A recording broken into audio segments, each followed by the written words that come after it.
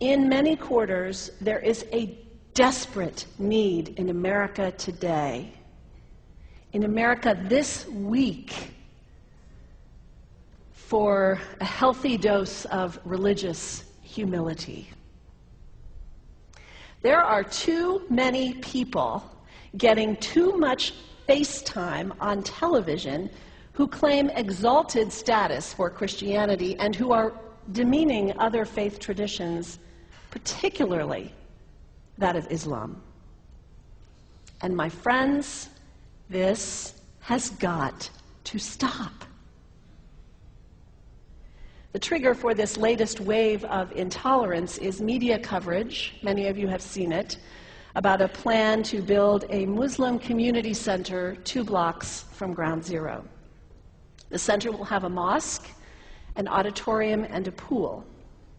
It is modeled after YMCAs and Jewish community centers all across the country. For all I know, it's got locker rooms and childcare. Now, to be very clear here, reasonable, faithful, caring people can disagree about how they feel about this facility being built so close to Ground Zero. But that does not justify the wave of fear and suspicion that has washed over this country over the last 10 days. The media are now calling this a wave of Islamophobia that is sweeping across America. I saw a story this week on CNN about a minister in Gainesville, Florida, who has declared September 11th of this year Burn the Quran Day. Thank you for your reaction. That was mine. This guy is a minister at a non-denominational church called the Dove World Outreach Center. He said all kinds of disparaging, insulting, inaccurate things about Islam that I'm not going to repeat from this pulpit. His message is about hate and fear, and I can assure you there is nothing in the Gospels, there is nothing in the teaching of Jesus Christ that says anything about burning the holy texts of other traditions. It is not there. The proposed burning of the Quran is obscene. It is not the work of peace. It is not the work of understanding. It is not the work of building bridges. It is insanity. Now, the good news is there are a lot of groups, a lot of churches, even the National Association of Evangelicals, who are condemning this action and urging the church to cancel their event. A conversation about God demands grace and openness, a willingness to learn, to have our own ideas challenged, our convictions questioned. These are the hallmarks of humility. When I was in seminary, I read from someone whose name is lost to me now, when you speak of God, your voice should shake a little. You know, Jesus had no time for religious know-it-alls. He saved some of his harshest criticism for church leaders, for the Pharisees, the religious leaders who were so certain about who was out and who was in, who was holy and unholy, clean and unclean. Jesus was forever taking all this religious certainty and turning it on its head. And we can only imagine what Jesus would have said about Pastor Terry Jones and his Burn the Quran campaign. I think he would say, this has got to stop. Followers of Islam believe that the Quran is a collection of revelations received by the Prophet Muhammad from God about 1400 years ago.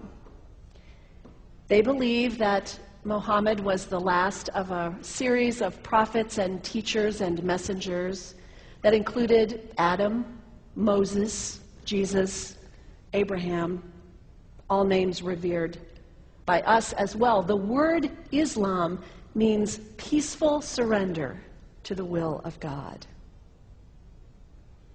The Quran was written at a time when the Muslim people were being driven from their homes, persecuted, and killed. The Old Testament was written at a time when Jewish people were being driven from their homes, persecuted, and killed. And religious scholars will tell you that most holy scriptures have stories of war and violence in them. Throughout history, most faiths have used these texts to justify violence. And if there's anyone in this room at this moment who's thinking that I've got it wrong, after church today, pull out your Bible and look up Psalm 137. And you'll see that our own text has passages that can make us uncomfortable.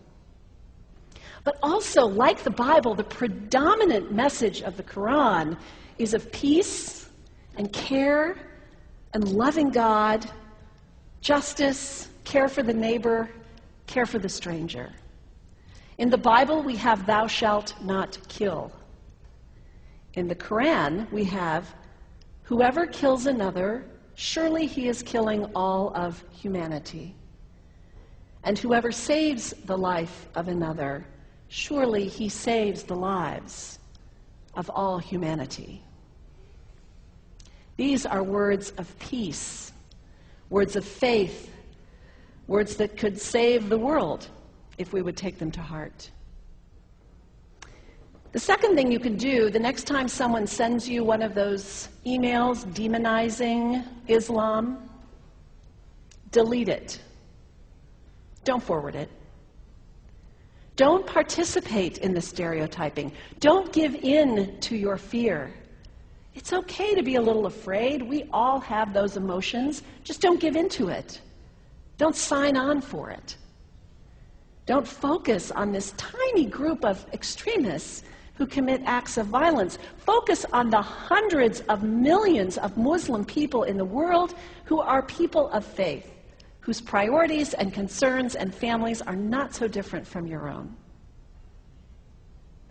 And third, when you think of Muslim people, think of individuals. Think of the professor at Ohio State.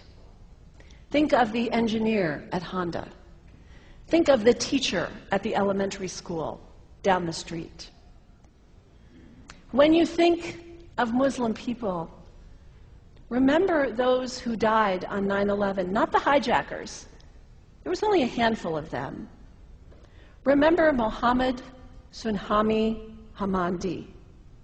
He was born in Pakistan. He came to the United States as a small child with his parents. He played high school football. He went to college. He became a part-time ambulance driver. He died, this Muslim young man, on 9/11, trying to rescue people and save lives. When you think of Muslim people, remember Mohammed Salahuddin Cloudhurry. He was a waiter at Windows on the World, which was at the top of the World Trade Center. He died that day. His wife had their baby 2 days later. When you think of Muslim people, remember Rama Salih. She was a woman, 28 years old. Her neighbors described her as fun and outgoing and generous. And she died on American Airlines Flight 11, 7 months pregnant with her first child. Remember the founder of the Islamic Circle of North America, who worked in the World Trade Center and also died on September 11th. That same group now is giving away tens of thousands of copies of the Quran in response to the campaign about burning the Quran. In the language of their own tradition, they are spreading words of faith and peace and hope. One of the ladies at the 8:30 service this morning said to me after, maybe we should declare September 11th, buy a Quran and read some of it.